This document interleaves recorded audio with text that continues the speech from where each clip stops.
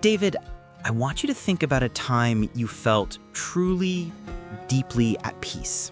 Not just relaxed on vacation, but a quiet, settled contentment. What does that feel like for you? Well, that's a good question. For me, it's usually early in the morning, coffee in hand, out on the back porch, just watching the sun come up before the rest of the world gets noisy. The air is still cool. You can smell the dew on the grass. It's a feeling of rightness, like nothing is missing in that moment, and nothing is being asked of me. Why do you ask? Because I came across a story that perfectly captures that feeling, but it comes from a place of great pain.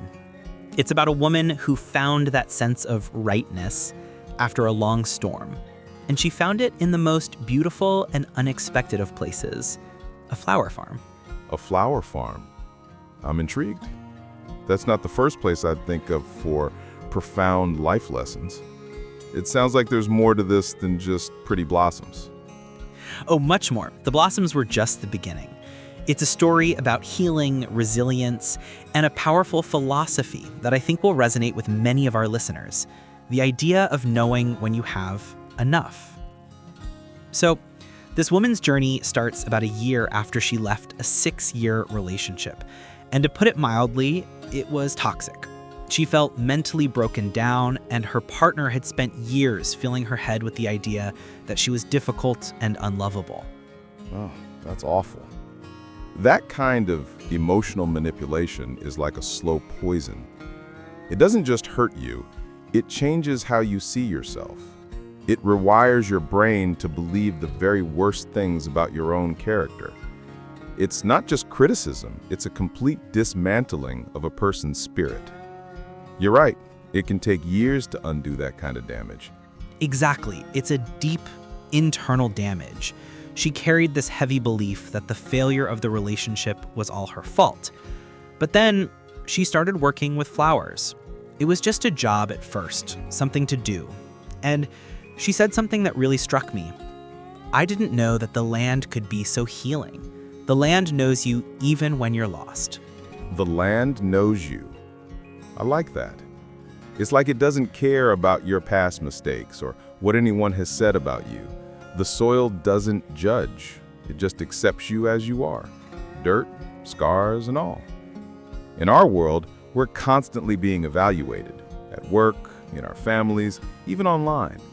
The idea of a place with no judgment is profoundly peaceful.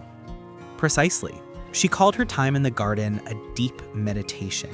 Everything else, the worries, the painful memories replaying in her mind, just faded into the background. There was a simple truth there. You put a seed in the ground, you nurture it, it grows. That direct connection between effort and life was something she hadn't felt in years. And she started drawing strength from the flowers themselves.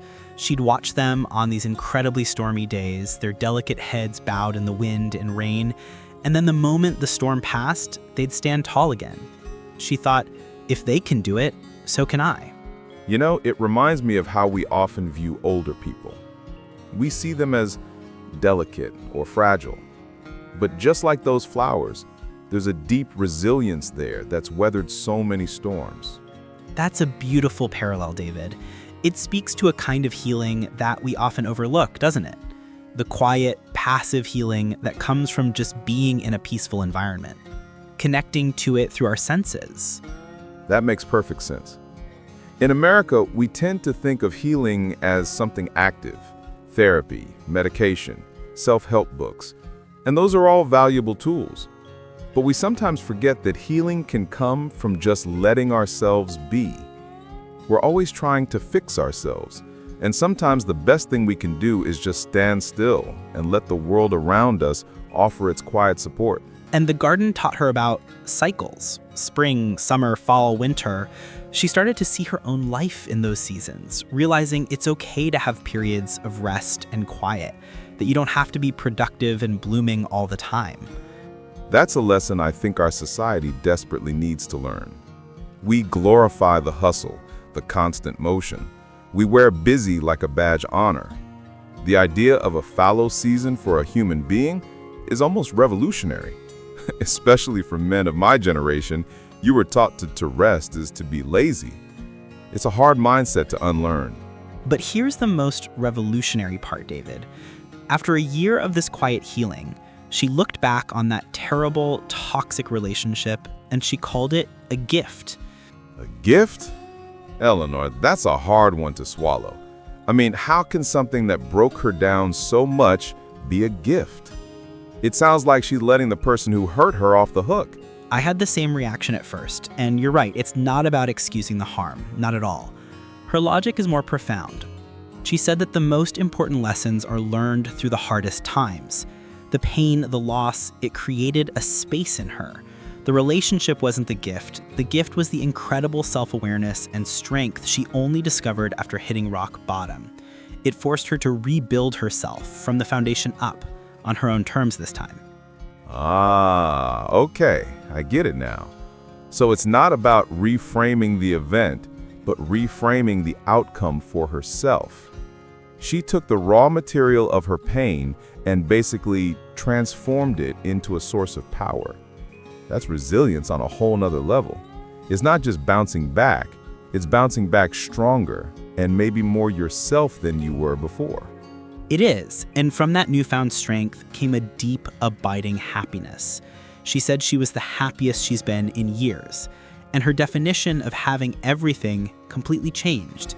It wasn't about a big house or a fancy car. She said, "I feel like I have everything I need because I am the happiest I have been in years." That was it. That was the measure. The ultimate success metric, contentment. It's radical, really. We spend our whole lives chasing things, thinking the next purchase or the next promotion will be the thing that finally makes us happy.